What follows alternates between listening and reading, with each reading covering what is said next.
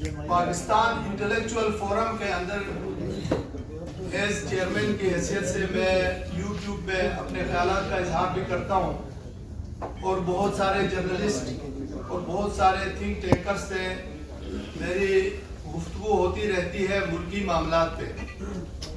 2001 پہ میں پاکستان کی طرف سے امریکن بایوگرافک انسٹیٹیوٹ کا کنٹری ایڈوائزر رہا ہوں۔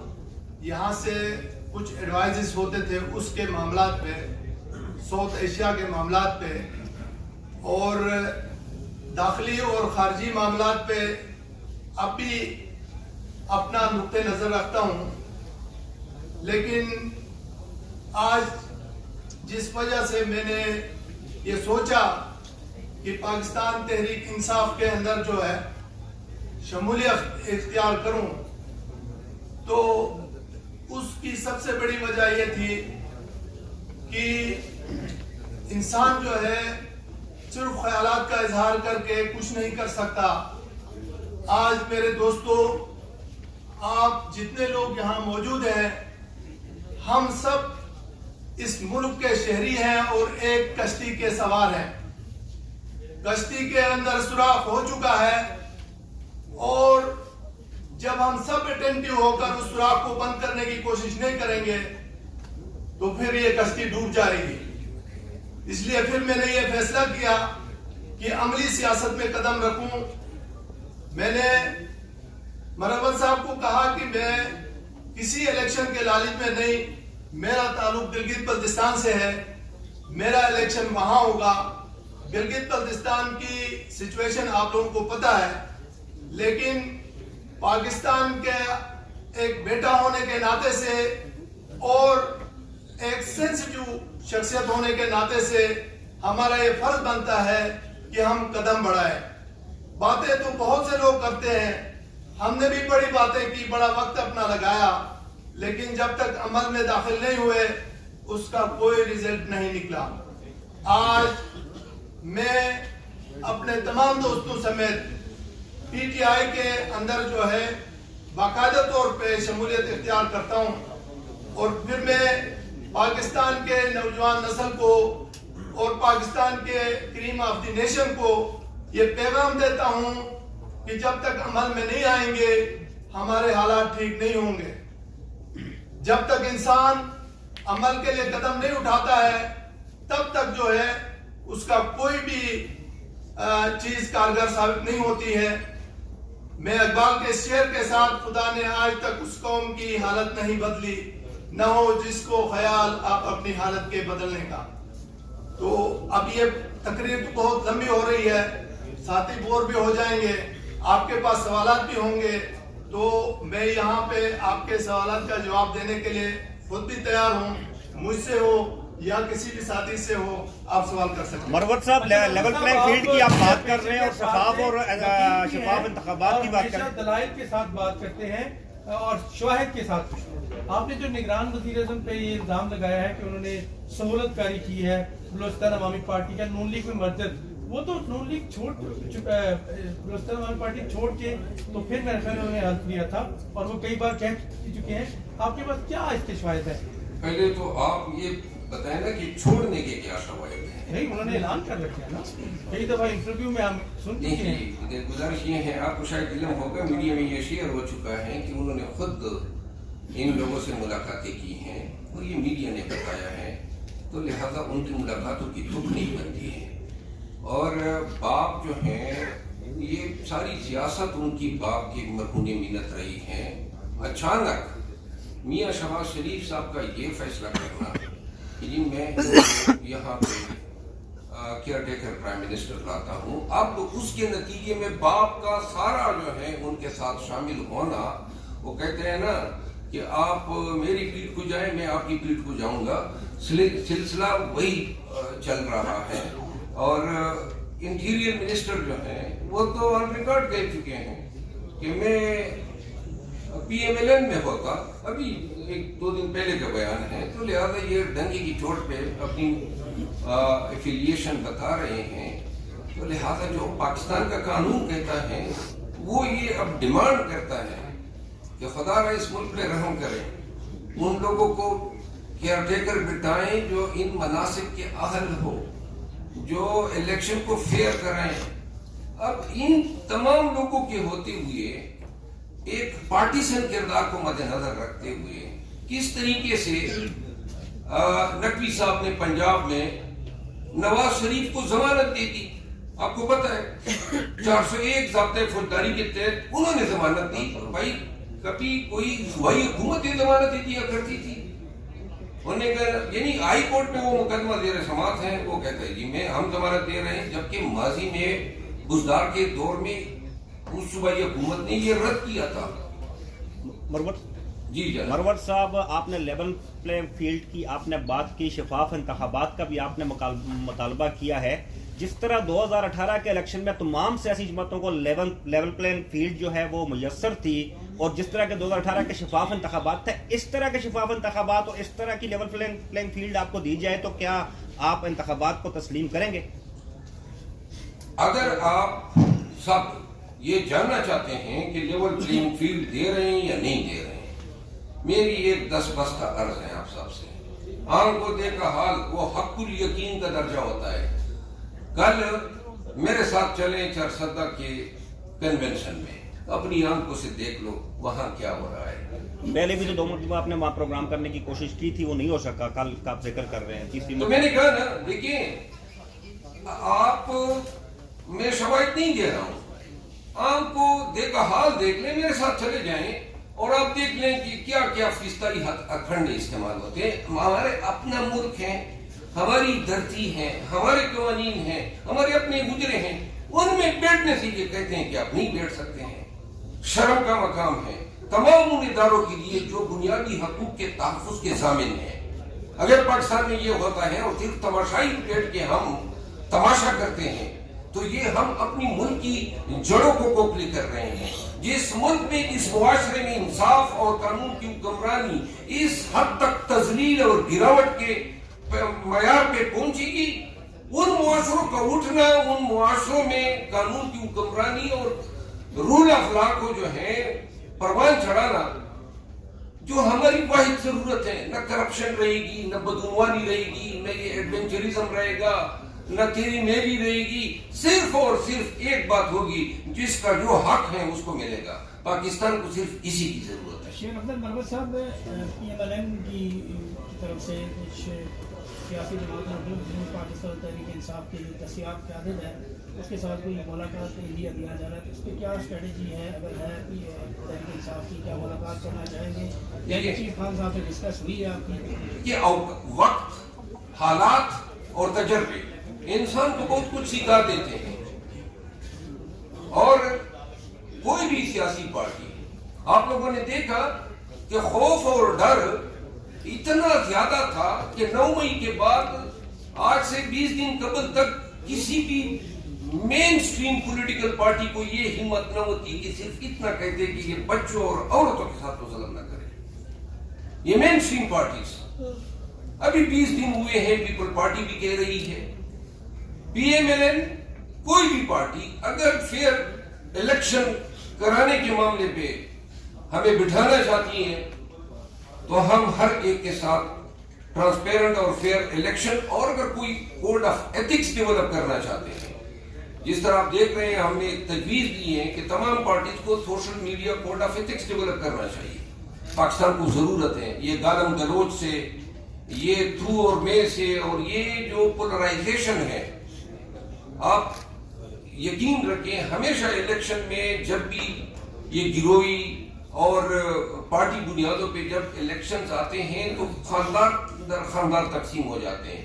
ایسے الیکشن آ رہے ہیں اور ایسے حالات میں آ رہے ہیں کہ پاکستانیوں کو اگر ہم نے تھوڑا سا مصلحت کے تحت، سلجھاؤ کے تحت ان کو یہ نہ سینسٹائز کیا کہ سیاست کو سیاست تک رہنے دیں، تو شاید ہم ایسے الیکشن دیکھیں گے جن میں نفرتیں جو ہیں وہ ایک ایسے پیک پہ جائے گی جو پاکستان نے کبھی نہیں دیکھی ہوگی۔ مرود صاحب یہ بتائیے گا کہ ایک جانب آپ اس وقت سیاسی شخصیات کی شمولیت کا اعلان کر رہے ہیں، دوسری جانب آج علیمہ خان نے کہا کہ ہم डोनाल्ड लू के खिलाफ अमेरिका के कोर्ट्स में जाएंगे, क्या आपकी हिकमत अमली तरतीब दी जा चुकी है या इस बारे में कोई मुशावरत हो चुकी है? जी, मैं हलीमा खान साहिबा की इस बयान की मुकम्मल तायीद करता हूँ।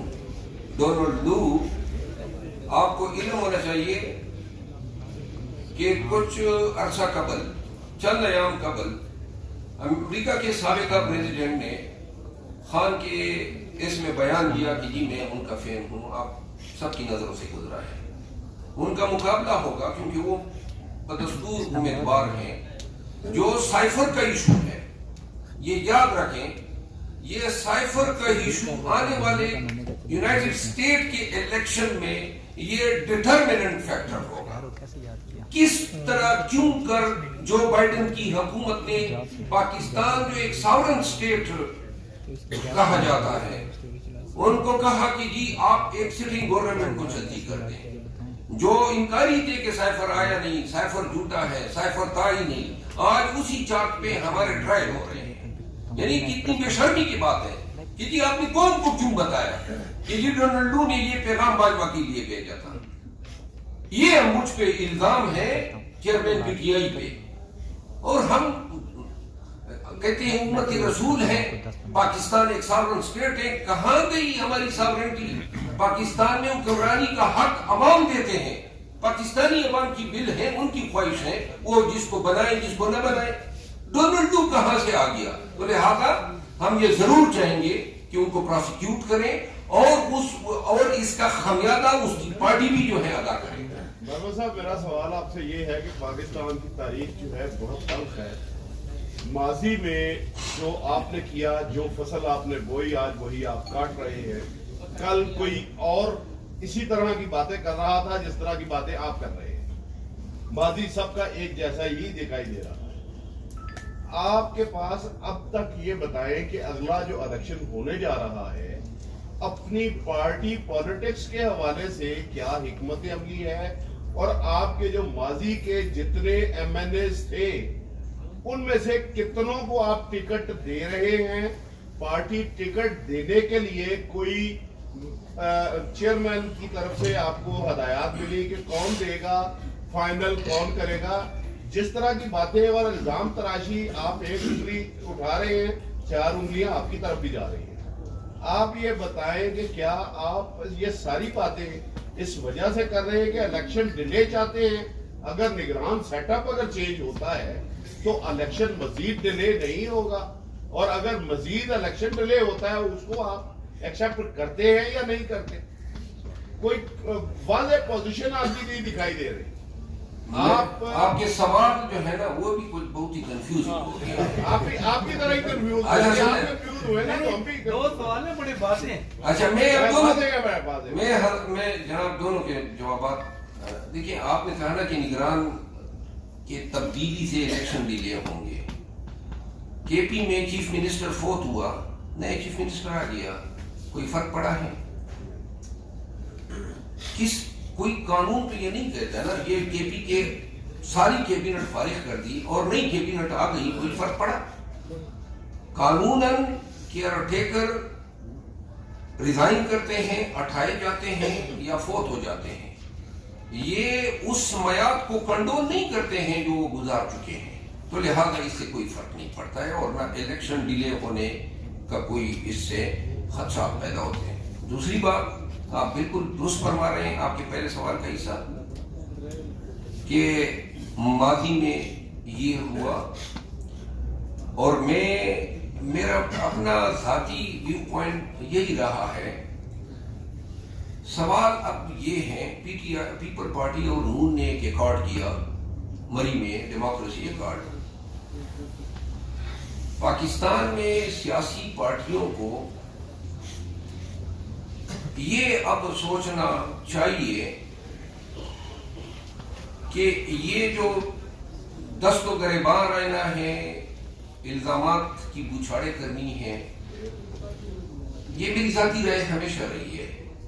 इसकी हमने इस्लाह करनी है, क्योंकि आपकी और मेरी तकसीम ने इस मुल्क से कानून की हुक्मरानी का जनाजा निकाला। चेयरमैन पीटीआई जो है, इलेक्शन के हवाले से उनके जो हतमी डायरेक्शन है, पाकिस्तान तहरीक इंसाफ के तमाम वर्कर्स और तमाम कंटेस्टेंट्स को ये मैं आपकी तवज्जो से बताना चाहता हूँ कि किसी एक को भी ये खदशा न रहे कि इलेक्शन में टिकट अवार्ड करते हुए कोई मेरिट पामाल होगा।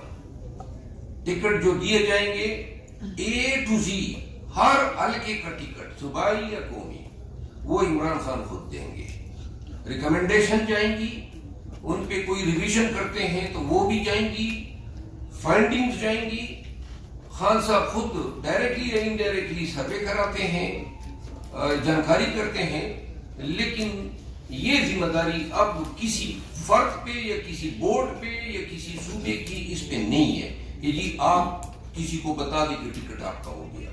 टिकट अगर वो रिहा होते हैं, गुड एनफ, खुदा न खास्ता उनको मजीद जो है पाबंद सलासल रखा जाता है तो तमाम फहरिस्तें, तमाम व्यूज, तमाम रिपोर्ट समेत हम जेल में उनके सामने प्रेजेंट करेंगे, फिर जो फैसला करेंगे वही फाइनल होगा। साहब ये बता दीजिए कि आपने बताया कि चेयरमैन साहब से आपकी मुलाकात हुई है, इस दफा आप वो उम्मीदवार लेके आएंगे जो प्रेशर में नहीं है। आप क्या समझते हैं कि ऐसे उम्मीदवार आपके पास है, जबकि इतने बड़े बड़े नाम जो खान साहब के राइट हैंड थे, लेफ्ट हैंड थे, वो प्रेशर की वजह से पार्टी छोड़ चुके हैं। आप क्या समझते हैं अब आपके पास ऐसे उम्मीदवार हैं जो अंडर प्रेशर नहीं आएंगे? वो नाम बड़े नहीं थे, प्रेशर तो इलेक्शन से पहले जरूर आता है। वो नाम बड़े नहीं थे जो खान के दाएं बाएं थे, वो बड़े बड़े मनासिब पे रहे खान की वजह से, वो कौम उनको बड़े नाम समझने लगी। बड़े वो होते हैं जो किरदार के बड़े हो, जो अज़म समीम के साथ मुश्किल वक्त में दोस्त का साथ न छोड़े। जो लोग गए हैं उनकी नस्लें भी तहकीर का निशाना बनती रहेगी। बड़े वो लोग होंगे, और बड़े ये सनम जावेद हैं, ये डॉक्टर साहिबा हैं, खदीजा शाह हैं, ये जो जिले शाह हैं उसका खानदान है। कितने लोग मैं नाम बता दूं कि जो सफर कर रहे हैं, लोगों के घर गिराए जा रहे हैं, पर्चों पे पर्चे हो रहे हैं। तो जो आज, और ये पाकिस्तान में रिवाज बनना चाहिए, डट जाने का, जुल्म के खिलाफ, जबर के खिलाफ क्या हो जाएगा। आधी से ज्यादा बल्कि फितरी जिंदगी तो हम गुजार चुके हैं, क्यों ना पाकिस्तान की खातिर हम ये तहैया कर लें कि जी पाकिस्तान में हमने हर किस्म के जुल्म, जबर, इलीगलिटी, परवर्सिटी, इसको हमने रोकना है, इसको हमने अब खत्म करना है। एक दफा कौम डट जाए, पाकिस्तान में फिर कभी कोई ये हिम्मत न कर सके कि हमने पाकिस्तानियों के हकूक के साथ इस तरह का खिलवाड़ करना है। तो लिहाजा वो बड़े लोग नहीं थे, उन्होंने साबित किया कि वो बड़े ओहदों पे रहे, और आदमी की आदमियत का, उसके किरदार का, उसकी सिफतों का, उसकी खासियतों का और उनकी तमाम सिफात का पता तब चलता है जब उस किसी इंसान पे मुश्किल वक्त आता है। मुश्किल वक्त आया, उन्होंने साबित कर दिया कि वो इंतहाई तहकीर ज़दा लोग थे। अच्छा सर, एक मिनट,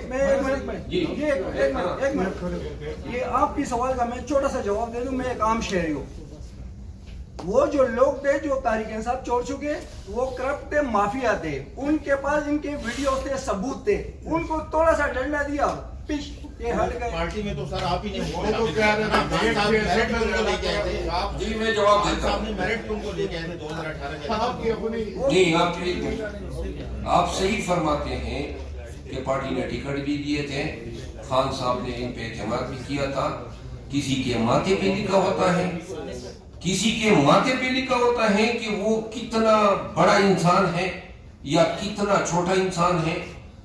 कोई बता सकता था जो गवर्नर रहे, वज़राए आला रहे, मरकजी वजीर रहे, और कोई इनमें से एक ये बता सकता है कि उसने 1% खान के साथ कोई जाती नेकी की है।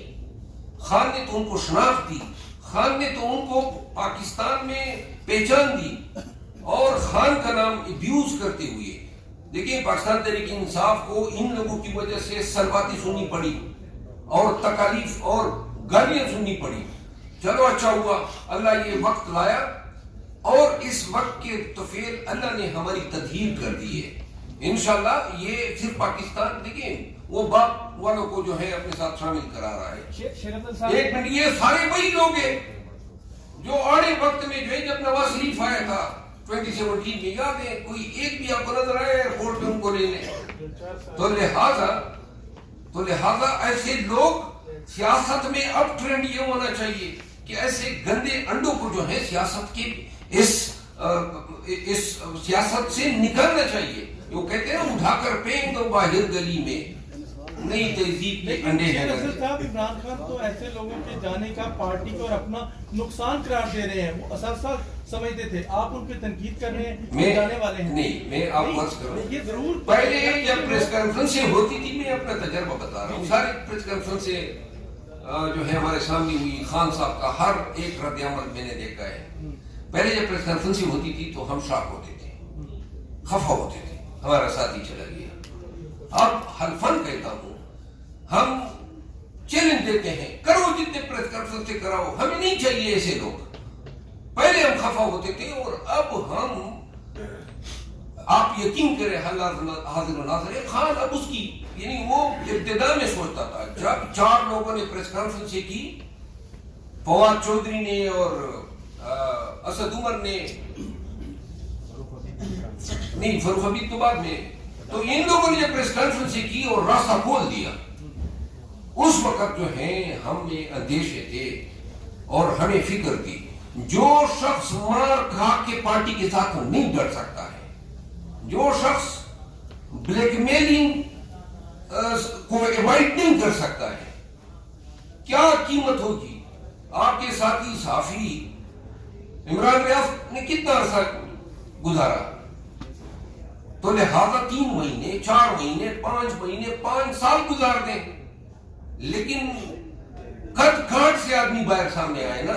कौन भी तो कहे कि मर्द तो ये होते हैं सियासतदान, हमारी सियासत को अब इन गंदे पलीतों से पाक करने का वक्त आया हुआ है। अच्छा मरवत साहब, जब ये लोग पार्टी में, मरवत साहब जब ये लोग पार्टी में शामिल होते थे तो इमरान खान साहब बताते थे कि आज मैंने इतनी विकटें गिरा दी हैं, आज ये लोग आ गए हैं। तो आज आप ये कह रहे हैं ये गंदे अंडे थे, तो क्या इमरान खान की मर्दम शनासी जो थी वो ठीक नहीं थी? और आप ये मानते हैं कि इमरान खान मर्दम शनास नहीं थे? उनके मुकाबले में 20-20 साल की एफर्ट है उन लोगों की। जी, मैं 2017 में आया हूँ, वो एफर्ट नहीं है। देखें, आप सुन लें किसकी एफर्ट है। आप में से कोई एक ये बता सकता है कि इन तमाम जाने वालों में से किसी एक के नजरिए की वजह से पाकिस्तान तहरीक इंसाफ को पॉपुलरिटी मिली है? आपका सवाल बड़ा रिलेवेंट है कि जी उस वक्त विकटें गिराने की बात होती थी। अब इसी खान का ये बयानिया है कि जो हम जिन चीजों को विकटें समझते थे वो हमारी खामख्यालियां थी। सियासत को हमने अब बड़े ही रियल रूप में देख लिया है। हमने देख लिया है कोई विकट नहीं होती है, ये सारे रंग नंबर थे। इसी वजह से तो खान कहता है मुझे इलेक्टेबल नहीं चाहिए। मैंने उनके सामने फहरिस्त रखी 11 लोगों की, 3 नामों पे उसने कट लगा दिया, तो बड़े बड़े नाम हैं। और कुछ लोग मैं आपके सामने ला रहा हूँ, नाम बोल दे। नहीं मैं नाम इसलिए नहीं बोलूंगा कि तो वापसी का इम्कान हो। नहीं, वापसी का इम्कान नहीं है। वो वापसी वाले वो लोग नहीं है ज्यादातर जो पहले पीटीआई में थे, ऐसी बात नहीं है। खान के सामने मैं आपको मिसाल देना चाहता हूँ, और ये खान के अल्फाज हैं। उन्होंने कहा कि हमें इलेक्टेबल्स नहीं चाहिए, हमें बड़े बड़े नाम नहीं चाहिए। मैंने अब अपने वर्कर जो मेरे साथ डटा हुआ है उसको मैंने मजबूत करना है। उन्होंने मिसाल दी कि 2018 में अपने वर्कर के बजाय इलेक्टेबल को तरजीह दी तो 19 लोग वो इलेक्ट हो गए जो कि जिनको पार्टी के वर्कर होते हुए हमने इलेक्टेबल को तरजीह दी, 19 लोग वो आ गए। तो लिहाजा अब पाकिस्तान तहरीक इंसाफ में आने वाले जितने भी हैं ये समझ लें कि उनकी बारी बरकम शख्सियत, उनका बड़ा नाम, उनका पैसा, उनकी दौलत हमारे लिए कोई मयार ही नहीं है। जो इस तरह के लोग आना चाहते हैं इखलास के साथ, पार्टी की खिदमत करना चाहते हैं और वो समझते हैं कि वो पार्टी के लिए कोई एक मददगार साबित हो सकते हैं। छोटा सा सवाल इधर से भी लेना है, पाकिस्तान तहरीक इंसाफ की जो टीम है उसके अंदर इख्तिलाफात की जो खबरें हैं ऐसा है तो कोई बार बार क्यों हो रहा है? इसके तदारुक के लिए क्यों कोई ठोस इक़दाम नहीं किए? मेरा ख्याल है कि ये इस पे मैं मजीद बात इसलिए नहीं करूंगा कि इससे बस मजीद फितना फैलेगा। मैं उस चैप्टर को क्लोज कर चुका हूँ, समझ गए? जो मेरे खिलाफ बोल लेता है मैं ठका के जवाब दे देता हूँ, बाद में मुझे कोई अफसोस नहीं होता है। बहुत शुक्रिया सर।